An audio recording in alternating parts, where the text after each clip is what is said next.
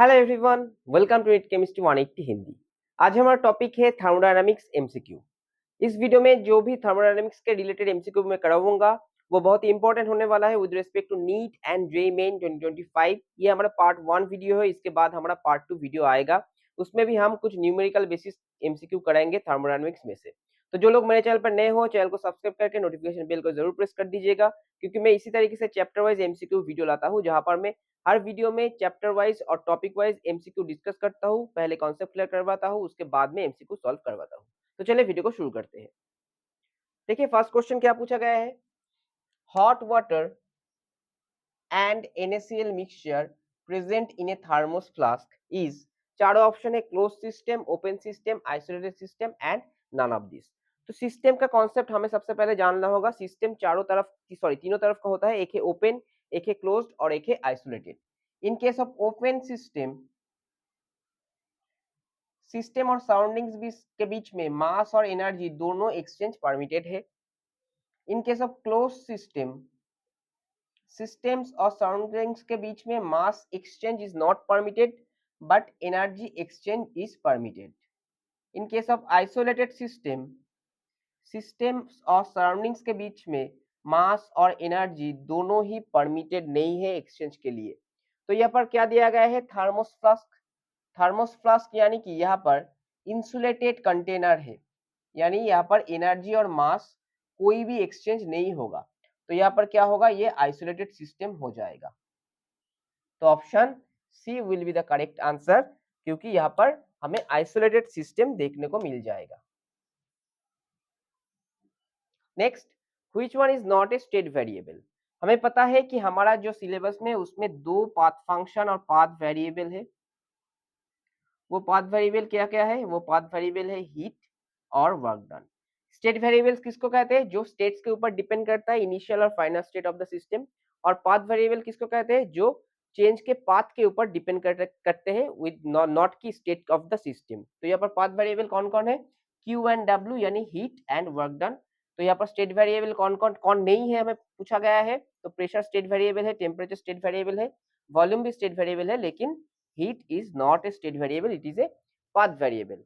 Now question 3, the ratio of two extensive properties is, option दिया गया है always extensive, always intensive, cannot be predicted, sometimes extensive and sometimes intensive।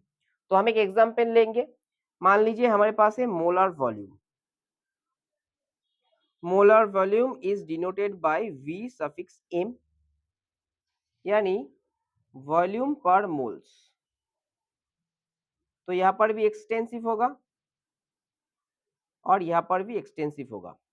तो दोनों extensive का ratio हमें मिल जाएगा इंटेंसिव, क्योंकि यहाँ पर मोल्स पूछा गया है तो फिक्स्ड मास आ गया है वहां पर, तो फिक्स्ड वैल्यू भी आ गया, तो इररेस्पेक्टिव ऑफ मास यहाँ पर आ जाएगा। तो यहाँ पर क्या होगा, ऑलवेज इंटेंसिव प्रॉपर्टी होगा दोनों एक्सटेंसिव का रेशियो।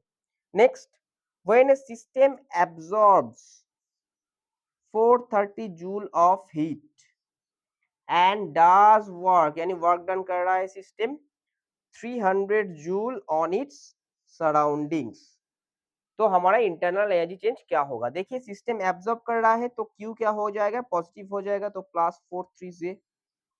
और सिस्टम वर्क कर रहा है तो यहाँ पर W क्या आ जाएगा, नेगेटिव आ जाएगा, -300J। अब हमें पता है internal energy change delta U according to first law of thermodynamics, Q + W। तो Q क्या है, +430J और W है -300J। तो यहाँ पर हमें आ जाएगा +130 जूल। तो option A will be the correct answer. तो इस तरीके का सवाल पूछे जा सकते हैं नीट और जेईई में। इसके बाद हम देखेंगे कुछ और टॉपिक में से थर्मोडायनामिक्स के। तो थर्मोडायनामिक्स के बाद का टॉपिक है कुछ एमसीक्यू हम देखेंगे। देखिए क्या पूछा गया है, question number 5, a gas expands by 1.5 litre against a constant pressure of 1 atm। The work done is, यहाँ पर गिवन है 1 litre ATM is equal to 24.2 calorie. चारों ऑप्शन दिए गए हैं। तो वर्क डन हमें पता है W is equal to -P delta V। तो P कितना है, P है 1, तो -1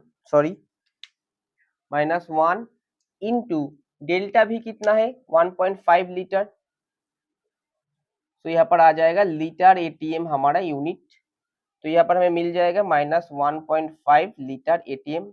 अब यहाँ से हमें कैलोरी में कन्वर्ट करना होगा, तो इक्वल टू -1.5 इंटू 24.2 इतना कैलोरी, तो ये आ जाएगा हमारा -36.3 कैलोरी। तो option A will be the correct answer. Next, which one gives the information about the atomicity of the gas? चारों ऑप्शन दिए गए हैं, Cp into CV, Cp by CV, Cp plus CV and Cp minus CV.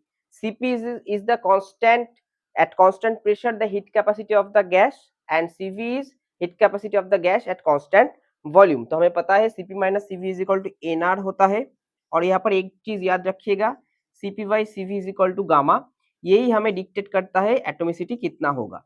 अब gamma का value अगर 1.66 आता है तो वो गैस हो जाएगा मोनो एटोमिक।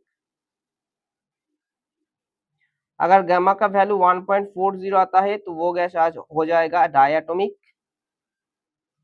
और गामा का वैल्यू अगर 1.33 आता है तो वो गैस हो जाएगा ट्राई एटोमिक। तो गामा के वैल्यू के ऊपर atomicity of the gas depend करता है। Now question 7, for which of the following delta H equal to delta U? तो हमें यहाँ पर रिलेशन पता है, delta H is equal to delta U plus delta NGRT। अब डेल्टा NG क्या है? डेल्टा NG है number of moles of gaseous products, total number of moles of gaseous products minus total number of moles of gaseous reactants. अब delta NG अगर 0 हो जाएगा तभी delta H equal to delta U आ जाएगा। इसके लिए क्या करना होगा? डेल्टा NG को 0 करना होगा। तो जहां पर भी डेल्टा NG 0 होगा तो वहां पर क्या हो जाएगा? Delta H equal to delta U आ जाएगा। यहाँ पर देखिए मोल नंबर राइट साइड पे कितना है 1, यहाँ पर कितना है 2, तो डेल्टा NG यहाँ पर कितना आएगा? For option A delta NG का वैल्यू आएगा, राइट साइड में 1 है, लेफ्ट साइड में 2 है, so 1 minus 2 is equal to -1। For option B delta NG कितना आएगा? राइट साइड में देखिए 1 प्लस 1 2 माइनस 2, तो यहाँ पर आ जाएगा 1 प्लस 1 माइनस 2 0 आ जाएगा। ऑप्शन सी के लिए देखिए डेल्टा NG कितना आएगा? यहाँ पर देखिए 2 है और यहाँ पर 2 है और यहाँ पर 1 है, तो यहाँ पर आ जाएगा 2 माइनस ऑफ 2 प्लस 1 यानी -1, सॉरी -1। और ऑप्शन डी के लिए कितना आ जाएगा डेल्टा NG? देखिए यहाँ पर 2 है, यहाँ पर 3 है और यहाँ पर 1 है, तो यहाँ पर ऑप्शन डी के लिए डेल्टा NG आ जाएगा 2 माइनस ऑफ 1 प्लस 3 यानी -2। तो ऑप्शन बी में हमें 0 मिल रहा है, तो यहाँ पर ही हमारा डेल्टा NG 0 आ जाएगा, तो delta H will be equal to delta U। Next question 8, the enthalpy change for the reaction, इस रिएक्शन का एंथैल्पी चेंज दिया गया है -100.5 kilo joule. Now the enthalpy of formation of the product, यानी ammonia का फॉर्मेशन का enthalpy क्या होगा?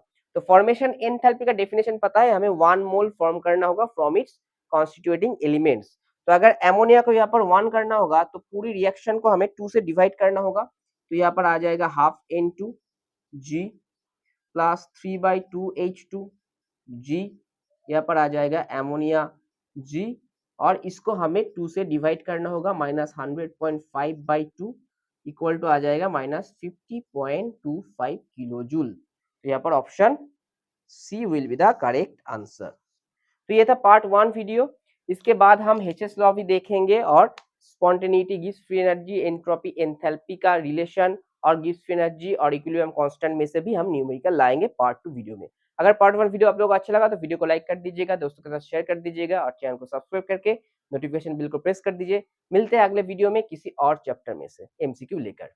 नमस्कार।